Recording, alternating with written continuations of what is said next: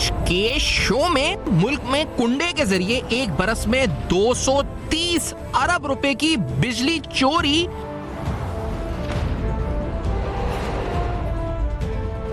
بجلی تقسیم کار کمپنیوں کے لائن لاسز کا حجم 520 ارب روپے،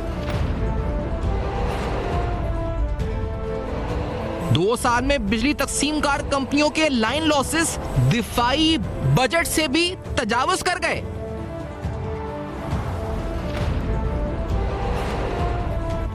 السلام علیکم، بس پردہ حقائق سنسنی خیز انکشافات، پروگرام بے نقاب میں ہوں آپ کے ساتھ سفان خان۔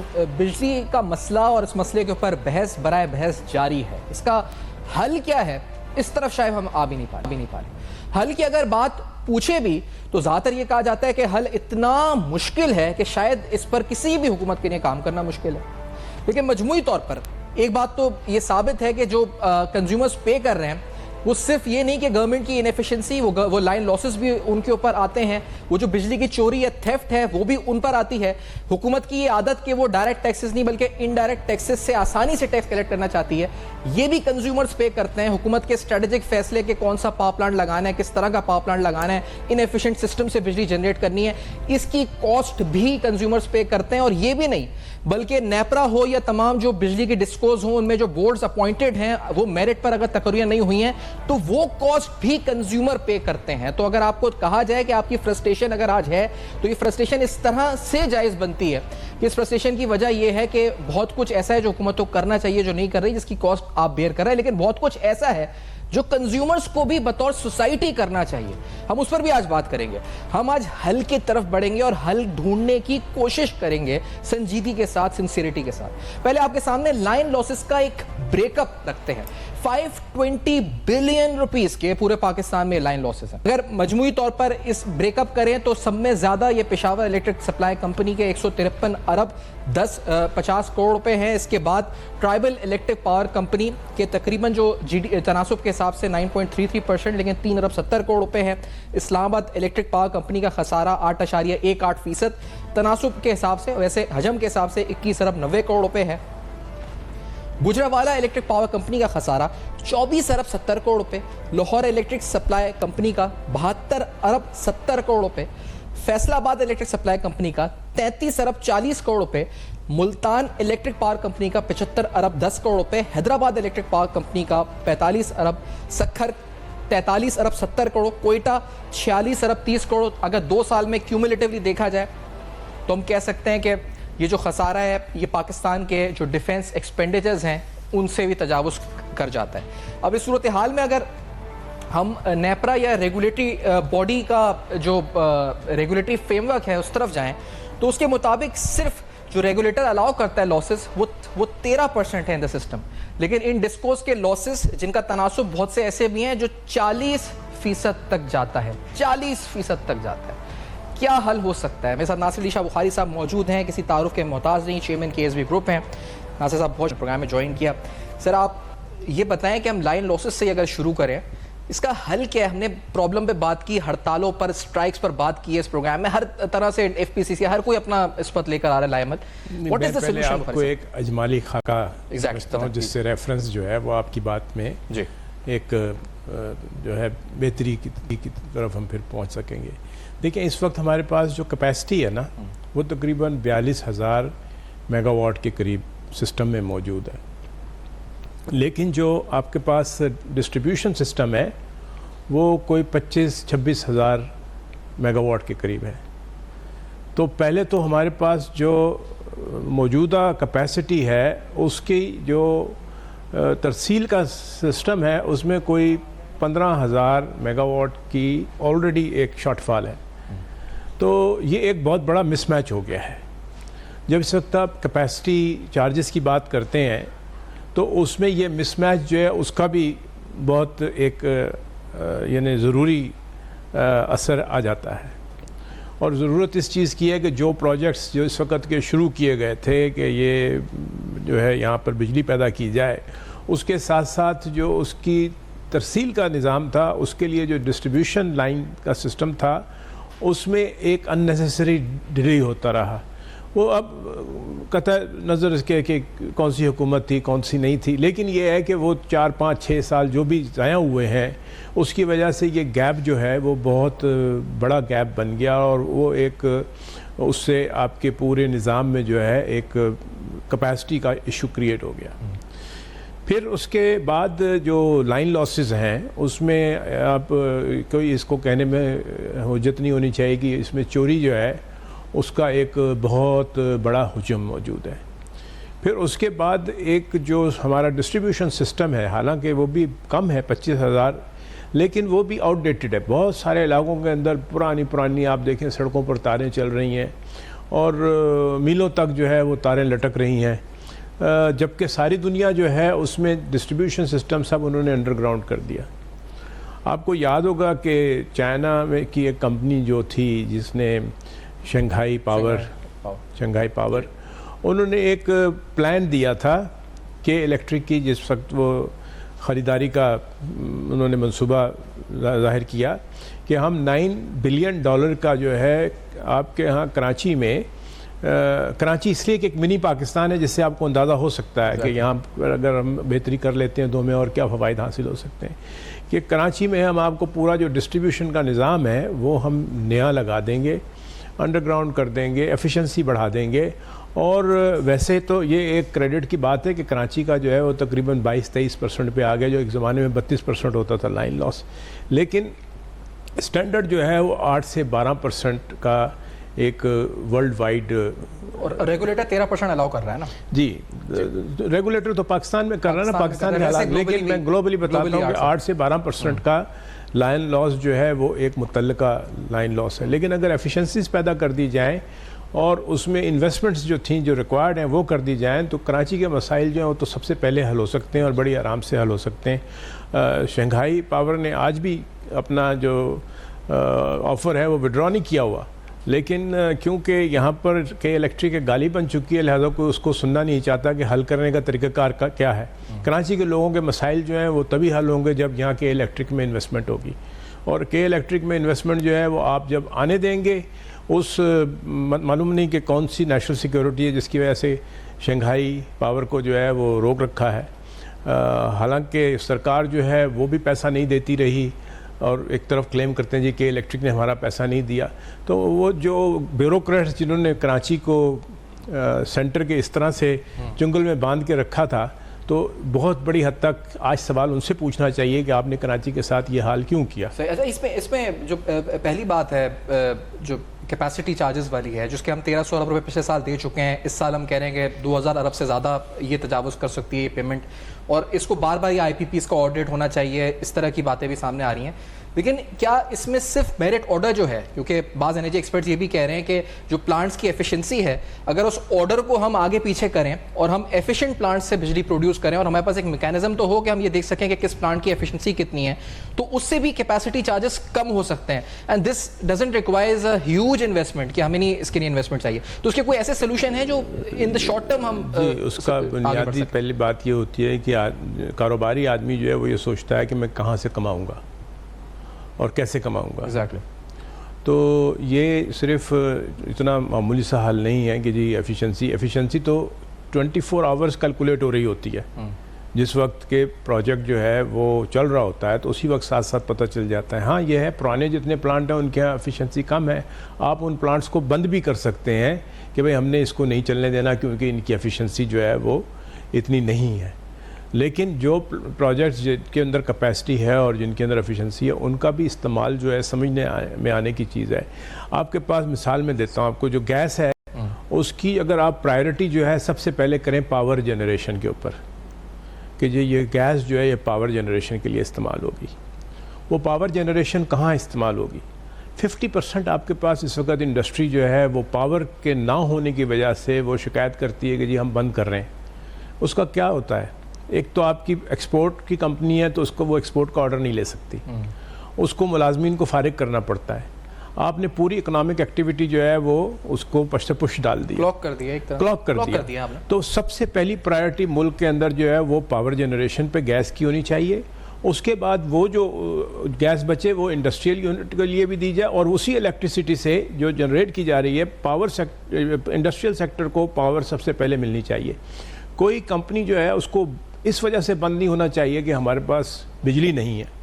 اور تھرڈ پرائرٹی جو ہے وہ پھر گھروں کی ہونی چاہیے. یہاں پر گیس کی بھی جو پرائرٹی ہے سب سے پہلے وہ گھروں کی ہے, اور بجلی کی بھی سب سے پہلے پرائرٹی جو ہے وہ گھروں کی ہے.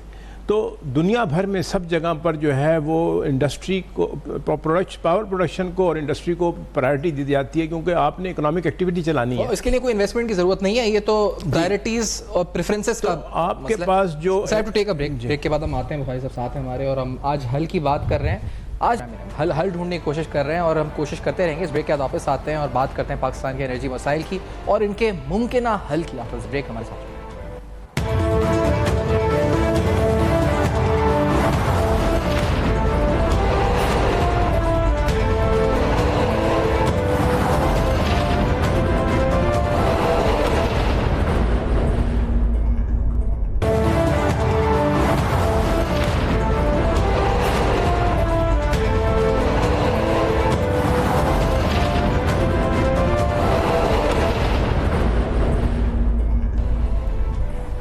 Welcome back. آپ دیکھ رہے ہیں بے نقاب, اور آج بے نقاب میں پاکستان کے توانائی کا شعبہ, اس سے جڑے ہوئے مسائل جو کہ ایک لانگ ٹرم سولوشن مانگتے ہیں, ان پر گفتگو ہو رہی ہے.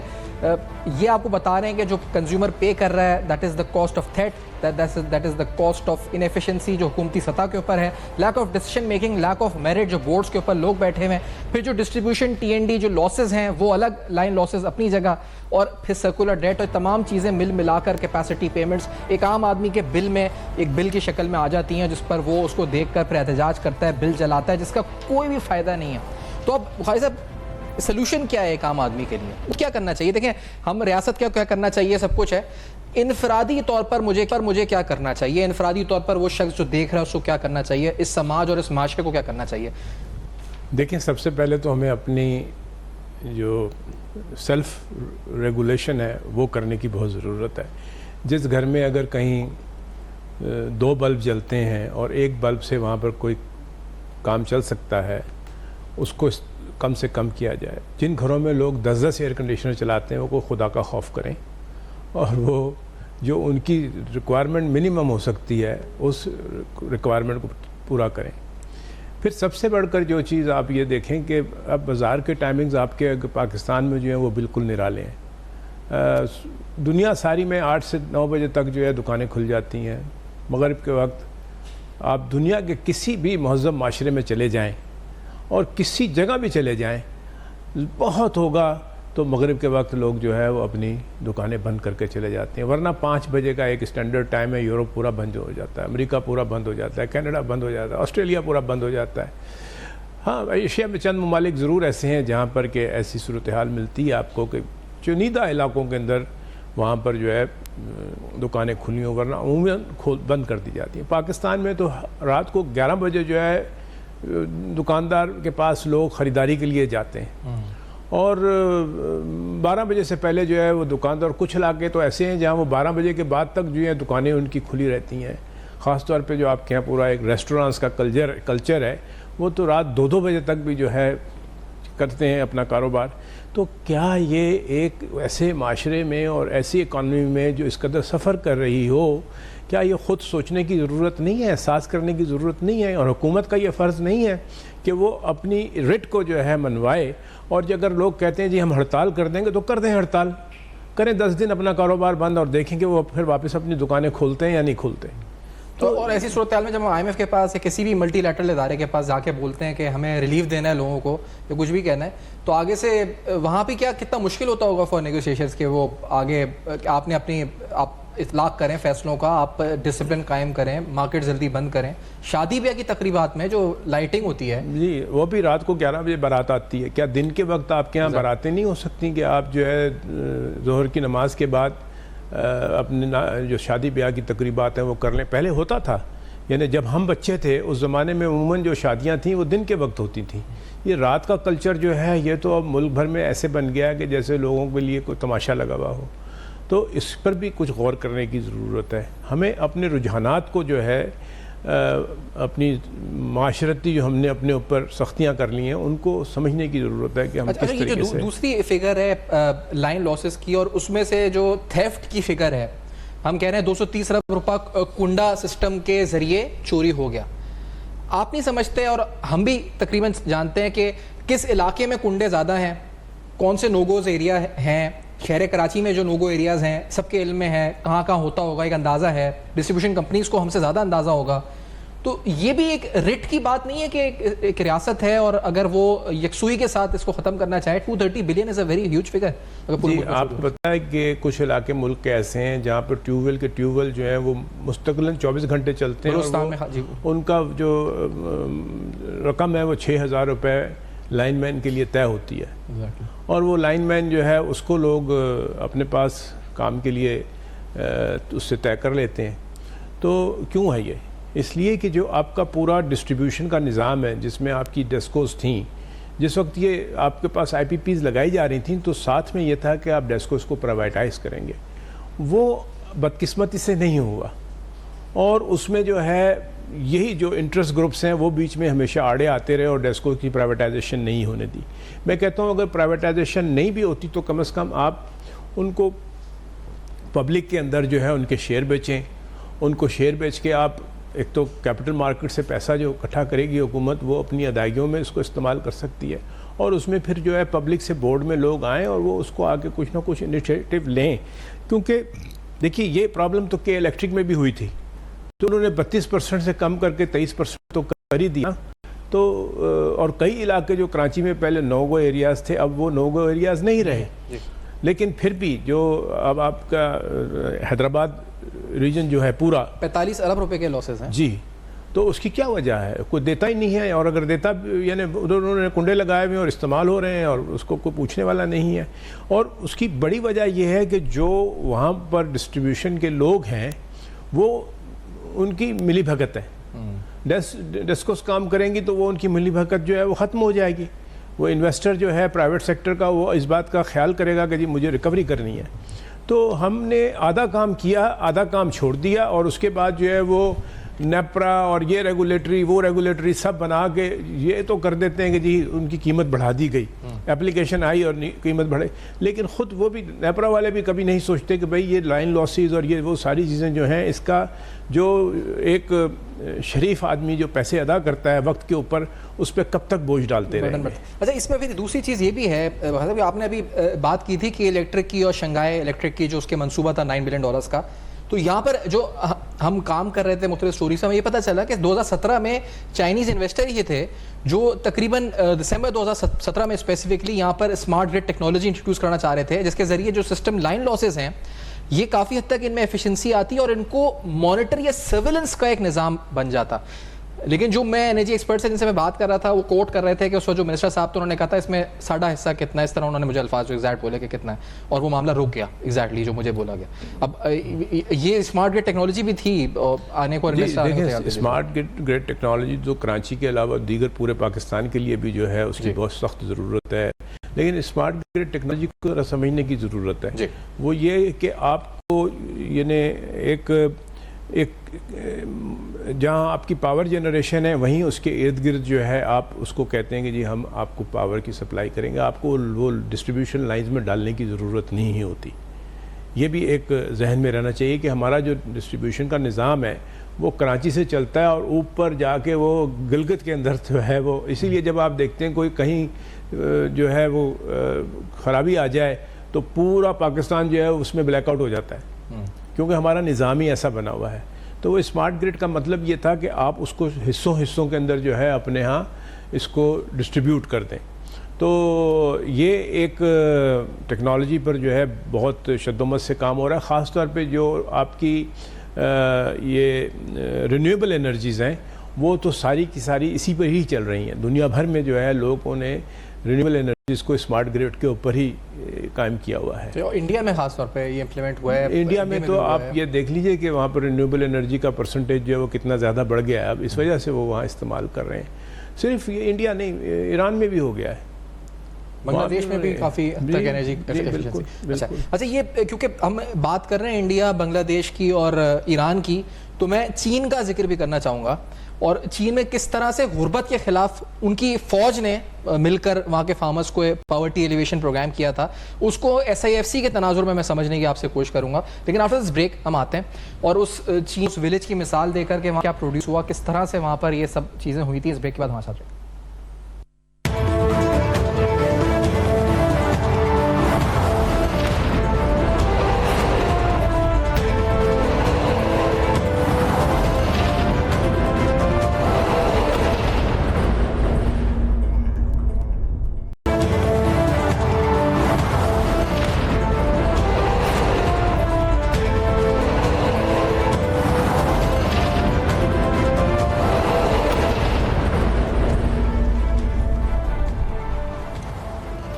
بیک آپ دیکھ رہے ہیں بے نقاب.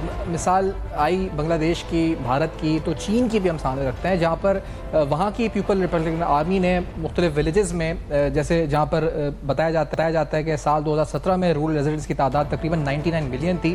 ایک ولیج ساؤتھ ویسٹ کا چائنا کا جس کا نام شاوا ہے, وہاں پر مثال کے طور پہ بہت سی یونیورسٹیز بھی گئی ہیں چین میں جا کے, انہوں نے اسٹڈی کیا کہ کس طرح سال 2017 سے 2020 کے دوران وہاں کی ملٹری نے لوگوں کے ساتھ مل کر ان کو اپلفٹ کیا, غربت سے نکالا. تقریباً 9,42,000 انڈیویجولز اس وقت, اور تقریباً 2,90,000 کے قریب خاندان جو ہیں پاورٹی سے نکلے.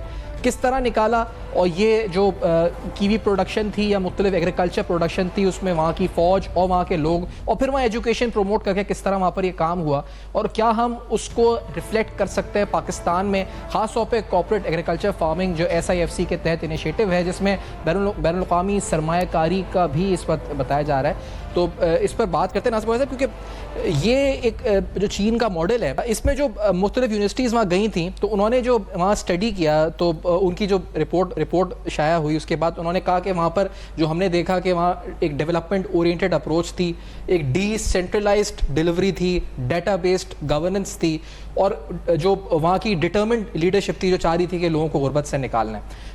4-5 ڈیز انہوں نے بتائے تھے کہ جس کے بعد وہاں کے لوگ غربت سے نکلے تھے.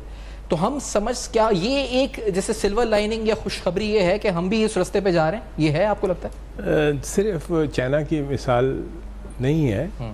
انڈونیزیا میں کیا ہوا, انڈونیزیا جو ہے وہ اس وقت دنیا میں second largest producer of fish ہے, اس لیے کہ ان کے ہاں ان کی آرمی نے جو ہے ایک پروگرام شروع کیا, اور اس پروگرام کو اپنی ولیجرز کے ساتھ, فارمرز کے ساتھ مل کے امپلیمنٹ کیا, اور اب چائنا کے بعد نمبر 2 پروڈیوسر آف فش جو ہے وہ انڈونیزیا ہے پچھلے 10 سال میں. چلیں اب صحرا کو گلزار بنانے والی بات جو ہے وہ چین میں بھی ہوئی ہے, لیکن جو وہاں مڈل ایسٹ کے اندر ایسی کئی مثالیں موجود ہیں.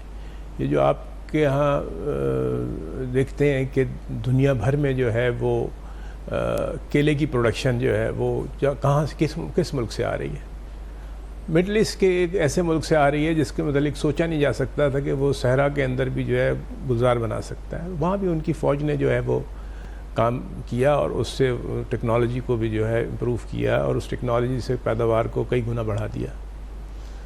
میں پرپزلی نام نہیں لے رہا اس ملک کا, آپ سمجھ جائیں کون سا ملک ہے.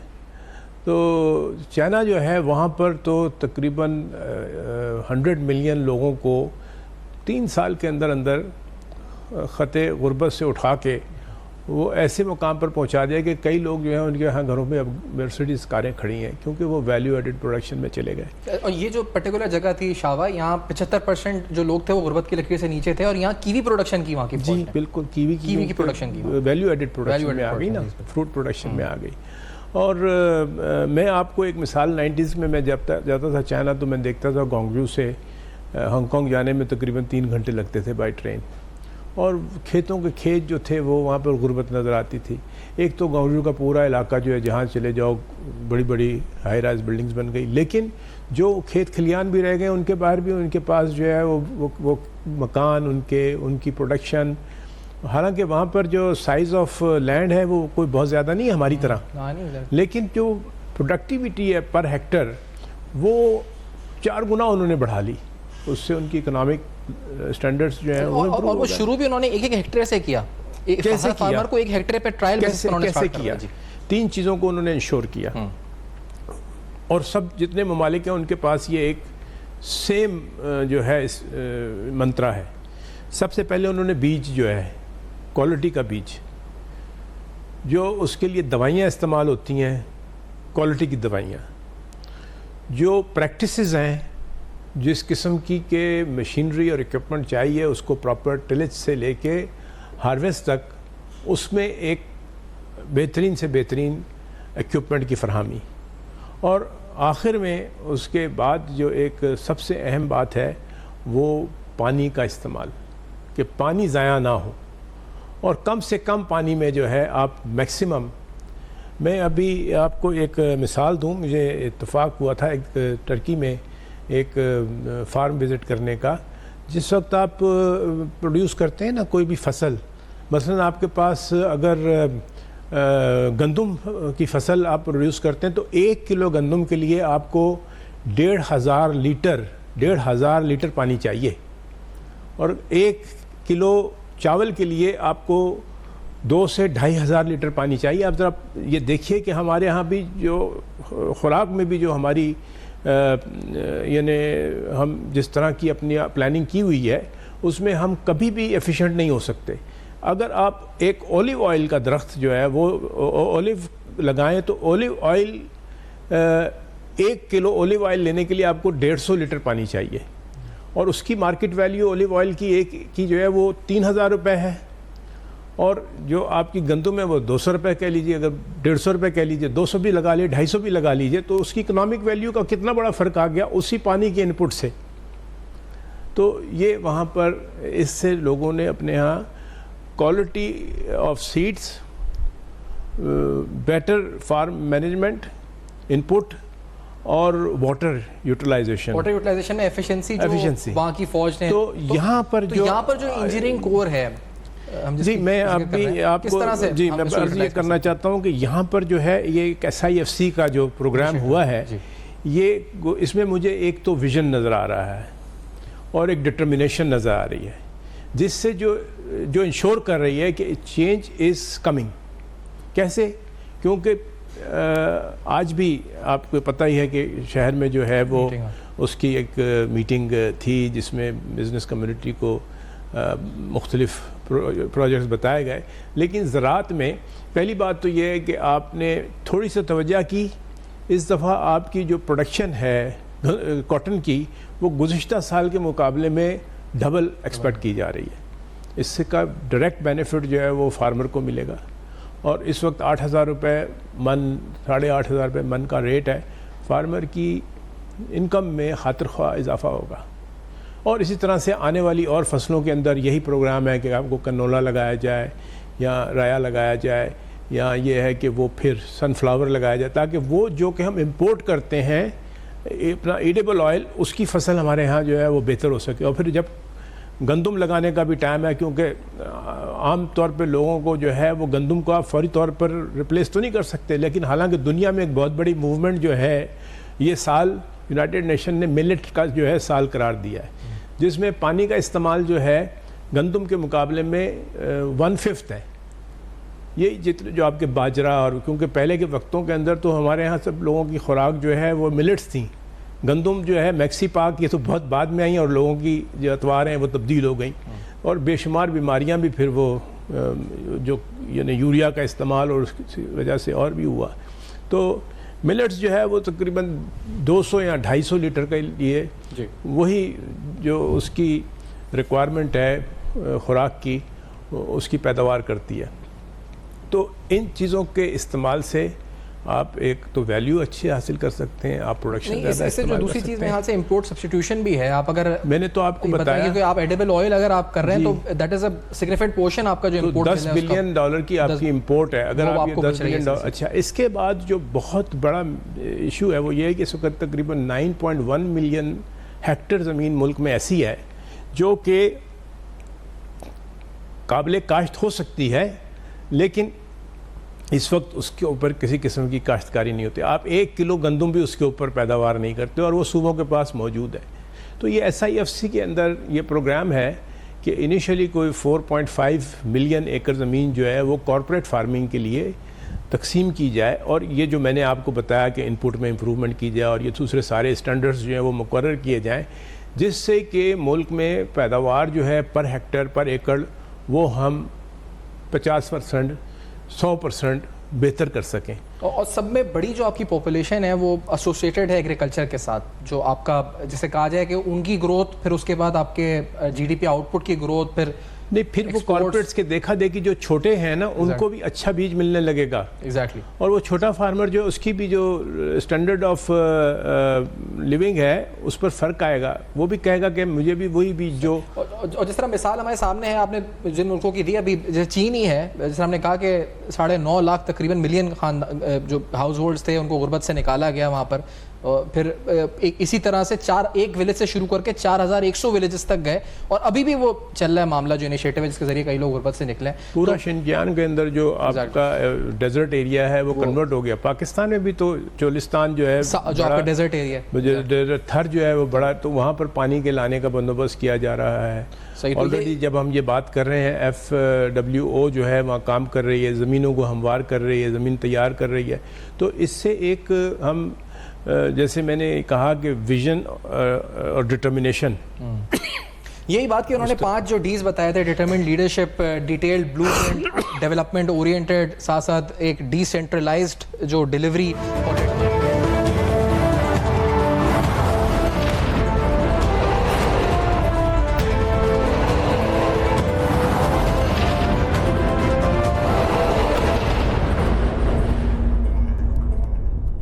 آشوب چشم مرض ایک سے دوسرے شخص میں منتقل ہوتا ہے. متاثرہ شخص اپنا تولیہ، تکیہ اور صابن نہ لگ رکھے تاکہ یہ مرض دوسروں میں منتقل نہ ہو.